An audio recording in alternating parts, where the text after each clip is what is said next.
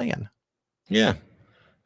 We've got David in Brooklyn. You're on with Phil and Matt, and I hear you wanted to talk about my views on prostitution. Hey, what's up, guys? I'm happy to be on here with you. I've been watching the show a lot lately. Yeah, glad to have you. I saw an episode. Yeah, thanks a lot. I saw an episode. I think the lady's name was Carolyn. She wasn't really consistent within her arguments, as I imagine it would be when you're following the Bible guidelines. You know, there's a lot of contradictions there. However, you got to this one point where you guys were talking about, prostitution, and there's nothing wrong with it. I happen to disagree with that, and I'll do my best to lay out my reasons here. Okay. Can I pause for just a second?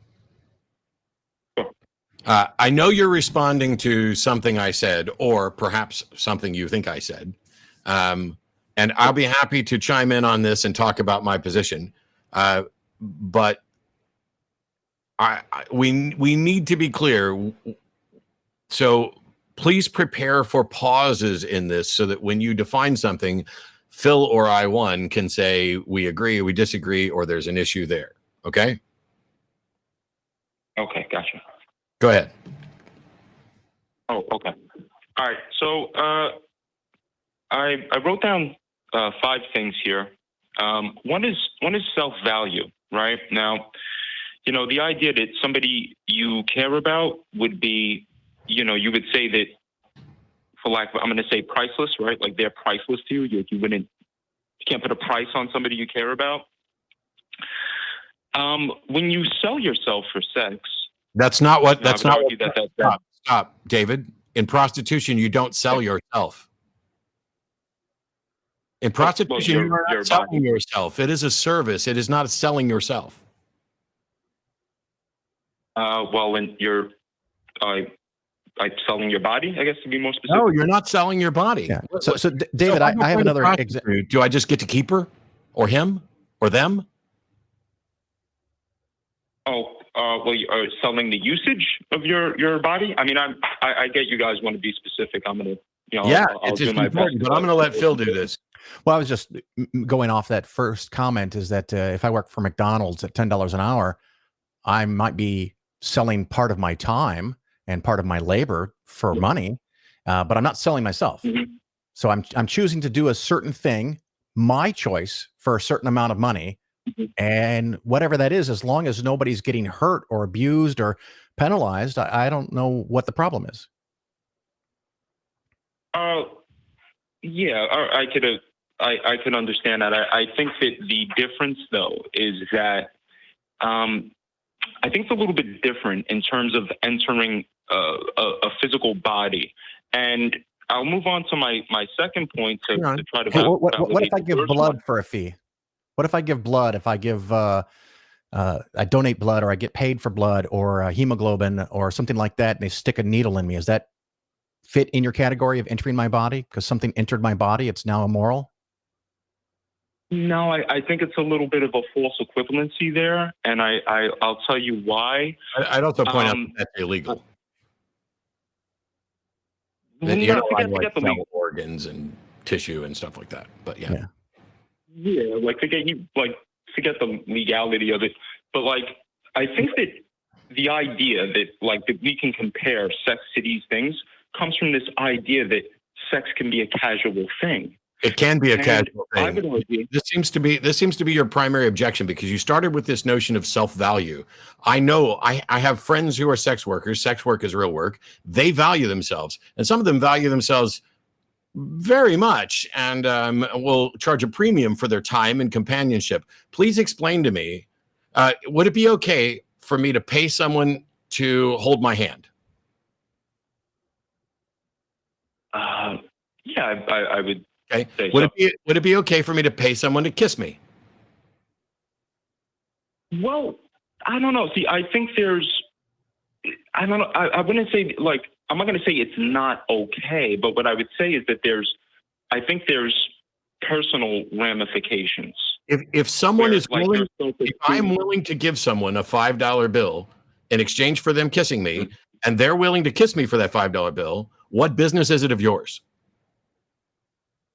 I wouldn't say it's my business. I think people are free to do whatever they want. I'm just kind of. How could you make a case that it's immoral? How could you make a case that it's immoral or worse, should be illegal?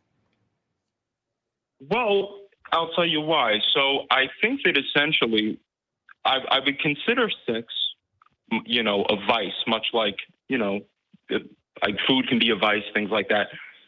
And I think that it kind of becomes an unquenchable thirst. And I think that the more you kind of just like obey these certain desires, the more you will you'll feel empty. I mean, that was my experience because I used to feel the opposite. I used to be, we're all free to do whatever we want, and I'm going to have sex with as many people as I can, and I'm obeying my nature and things of this nature and sex parties and what have you. And I came to find that it's never enough. The desire becomes it's like this unquenchable thirst, and it leads to like a feeling of emptiness. Yeah. I mean, do you guys get where I'm coming from? You need to speak to an actual counselor with an expertise in treating this, because what you're talking about is something along the lines of sex addiction, which isn't even a real thing. But the fact that you had a particular experience is independent from other people's experience and is not an argument for why something should be immoral. I have a friend who can never have a drop of alcohol because of the way their brain works. I can. We're functionally different in that respect. But what we're asking for you here is, what reason should we as a society have to hold prostitution illegal? I don't think we should. Thank you. You agree with us? And you agree with us. Well, you called in. And on some level, look, it's not about legality. I'm sorry, I don't mean to interrupt. That's the only thing I care about. I legitimately do not care what your opinion about the moral issue is. I only care whether or not you are in favor of legalizing it or keeping it illegal. That's my only concern, and that's true for now. I care in the sense that there are other discussions to be had, but as long as you're okay with prostitution being legal, you and I are on the same page. And David, I would say if you think that there's a problem that you don't want to participate, then you can choose to not participate, either being the person giving the money or the person receiving the money. If that's not something you're interested in, don't do it. But if you don't have any reason to think that it should be illegal, I'm not really sure what your beef is. Well, I would argue that it is damaging to the self, and I'll use a word you guys probably won't agree with, but I'll say, spiritually, like your spiritual self. You're right. Not only are Phil and I not going to agree with that, because that word is used in so many different ways, it doesn't add anything to this discussion, but even in the most charitable way possible, the thing that you're describing, if I were to be the most charitable listener possible, to say, what about prostitution damages someone's spirit, even in a metaphorical sense, it's just simply not true that prostitution necessarily does that. There are people who are not cut out for that job, just like there are people who are not cut out to be farmers. There are people who are not cut out to be ranchers. There are people who are not cut out to be doctors because the sight of blood makes them queasy or whatever else. You don't get to use what your personal impression and what you suspect that it does to, can we use the word psyche instead of spirituality or spirit? Because I think psyche, it sums it all up.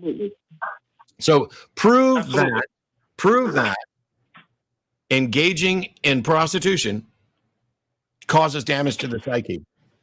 Not that it can, because certainly it can for individuals, just like seeing blood can cause damage to the psyche for different individuals. Prove that it does to an extent that we should just declare this as a universal bad thing and not allow it.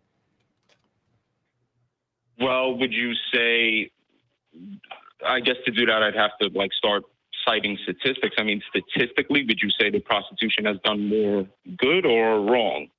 I'm sorry, not wrong. I mean, more good or harm. So statistically, first of all, it would be nice to cite statistics. It'd be nice if you actually talk to some actual sex workers, but you can't compare apples to oranges. We have to look at where prostitution is legal and well regulated, and those individuals are protected.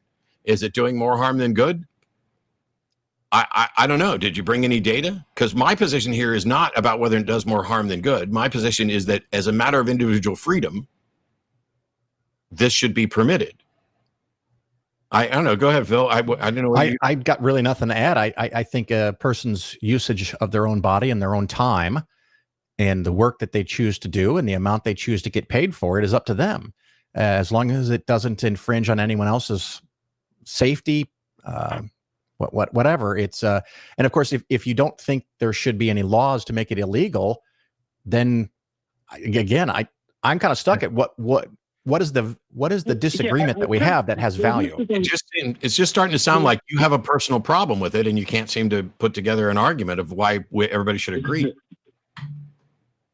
No, well, I don't have a problem, but like, I'm in a monogamous relationship. Like, I mean, maybe when I was young, like running around, but I guess what I'm trying to say is this, like, I'm agreeing with you guys because I'll make an example. Like, using drugs can be a bad thing. It can be a harmful thing for ourselves, right? But if we legalize it, drug use will I was just going to say which drug. I take drugs every day. Yeah, I take drugs every day too, and lots of people do. So, see, this is the thing: is you're engaged in sort of sloppy arguing where you say one word that has some connotation or some denotation that allows you to smuggle in a bad thing. First of all, drugs aren't bad.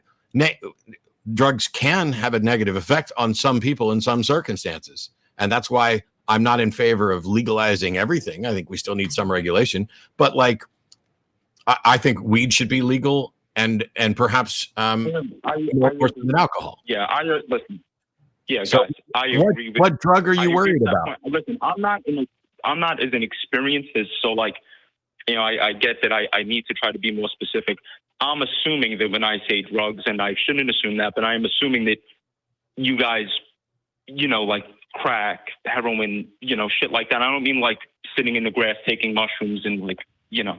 Oh, wait, no. Because now I figured you're going to go with, you know, alcohol or weed or whatever. But you're like okay with mushrooms. You're okay with sitting out and taking strong hallucinogens that alter somebody's mind. But you suspected that we just automatically know you just meant crack and heroin. Well, I mean, you guys consider mushrooms and like you consider that bad. I wouldn't think you would. I don't have a personal problem with it. But what we're talking about, I don't think mind expanding. Like, I think there are good drugs and there are bad drugs. I don't think mind expanding drugs are a bad thing. You do realize?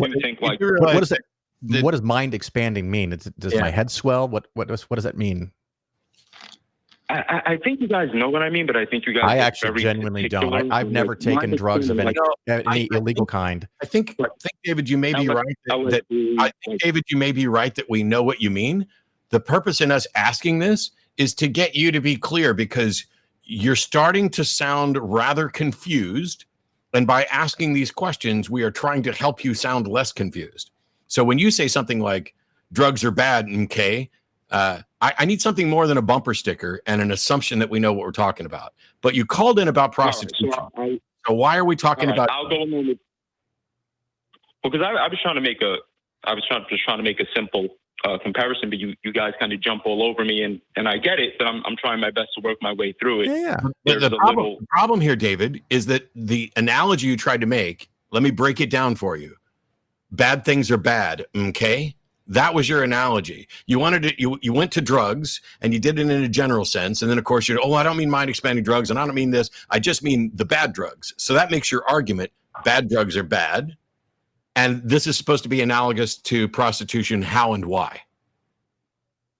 Okay. So the point that I was trying to make is that if you legalize bad drugs, all right,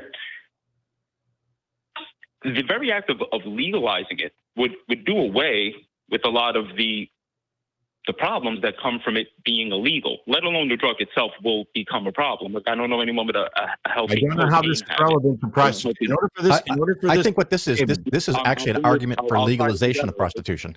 Yeah, because in order for this to be analogous, you would have to have made the case that prostitution is bad, and you haven't even started to do that. You just think it's bad. Well, no, I mean, it's kind of hard. You guys really kind of like interrupt me every time I say something. So that's a lie. Sorry, I'll retract that. That's not true. We are asking clarifying questions, which is what I pointed out at the beginning. I'm wanting to know why you think prostitution is bad, so much so that you think you can just do a direct analogy to it's roughly the equivalent of bad drugs. So make the case for bad prostitution is bad, or I'm moving on. Okay. I would argue that it is damaging to the psyche because I think it is an extreme. What you think that it is. What you think is irrelevant. Do you have evidence that it is damaging to the psyche, and in a way that we should make it illegal? Not just it damage some person's psyche, but it is likely to damage the majority of people's psyche who interact with it. Do you have any evidence for that? I don't think that'll be hard to pull up. Well, maybe you should. Apparently, it is. You should have pulled it up before you called, because we're moving on. Thank you, David. Thank you, David. He tried. It's just because it's one of those things where it's icky to me, and therefore it should be illegal. But when you really press for details, there's no details there. It's just like I had someone tell me that pot should be illegal, and I asked them why, and they said because it has 100 carcinogens. And I happened to look up cigarettes, and it had something like 500 carcinogens. And I said, so should cigarettes be illegal? No. Okay.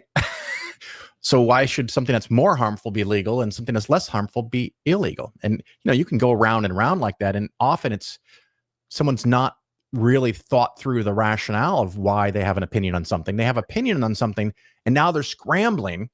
And that leads to the frustration of the caller or someone that I might be talking to, is that they're scrambling to try to justify what they already think, without having done the justification work first. They've got a sample size of one, and I get it. There are things that we feel icky about for reasons that we can't explain and don't know. And usually, I think if you dig in on why you feel icky about it, it's because somewhere in your past, someone convinced you that this is something you're supposed to feel icky about. Like I've talked about this before when I was at Dawn's wedding. I remember years and years ago, if I saw two guys kissing, I'd go like, whoa.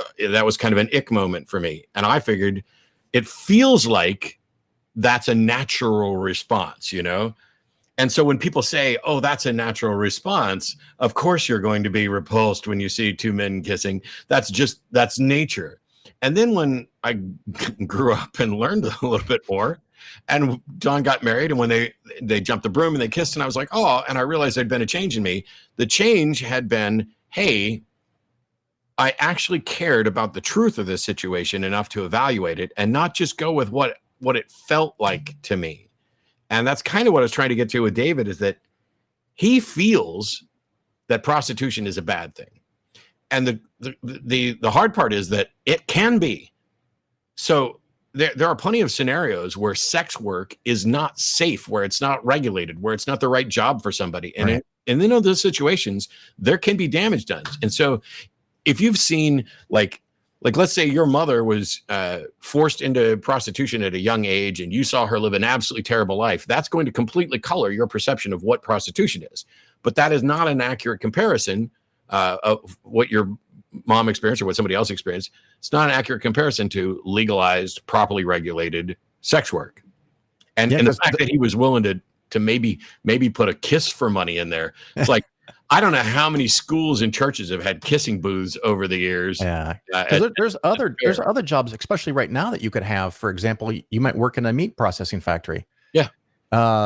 Being a prostitute might be a lot safer. Being a sex worker might be a lot safer than working in one of those factories, or working in a coal mine.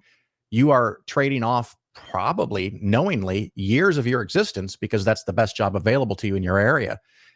Doesn't make it right. Doesn't mean it should be illegal, but we probably should regulate it.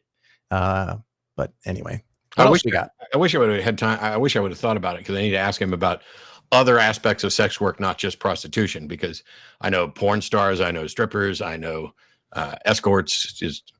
And it's funny because what he actually said in the thing was that it was self-serving, that I wanted prostitution to be okay so that I could participate in it.